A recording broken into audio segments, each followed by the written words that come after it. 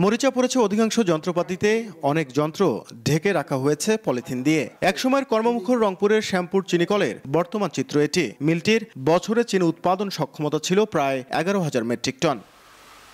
2020 সালে বন্ধ হওয়ার সময় দিনাজপুরের শ্বেতাবগঞ্জ চিনিকলে 14 কোটি টাকার 2,400 মেট্রিক টন চিনি অবিকৃত অবস্থায় ছিল। বেকার হন 1,000-এর বেশি আখচাষী, শ্রমিক ও কর্মচারী। একই সময় বন্ধ হয় পঞ্চগড় ও গাইবান্ধার রংপুর চিনিকল। উৎপাদনে থাকে এই 4 চিনিকল বন্ধ হয়ে যাওয়ায় অন্তত 4,000 শ্রমিক কর্মচারী ও অন্তত 1 লাখ আখচাষী চরম সংকটে পড়েন। শ্রমিক নেতারা বলছেন, বহুজাতিক কোম্পানিগুলোর হাতে চিনির বাজার তুলে দিতেই পরিকল্পিতভাবে এসব কারখানা বন্ধ করেছে আওয়ামী লীগ সরকার। এই সুগার মিলের 38 একর খালি আগমারায় জমি আছে, অথচ এই মিলটাকে কুকুরবাদীরা বন্ধ করে দিল। এখানকার এই যে মিলটা অনেক চক্রান্ত করে বন্ধ করা হয়েছে। এখানকার অনেক শ্রমিক না খায় মরতেছে। পঞ্চগড় সুগার মিল 6টি সুগার মিল চালু হয়।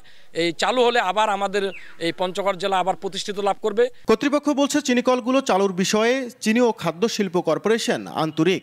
একটা মিল যখন চালু থাকে তখন তার যন্ত্রাংশ ভালো থাকে, সেখানে কর্মজীবী জনবল থাকে, সেখানকার অর্থনৈতিক দিকও উন্নত হয়। আলোচনাও হচ্ছে রংপুর সুগার মিল সহ যে 6টা মিল স্থগিত আছে চালুকরণের। এই মিলটি যদি চালু করা হয়, দেখা যাচ্ছে যে এই এলাকার 20,000 প্রায় আখচাষী এবং প্রায় 10,000 একরে এই নদী বেষ্টিত এলাকায় আখ চাষ করতো তারা।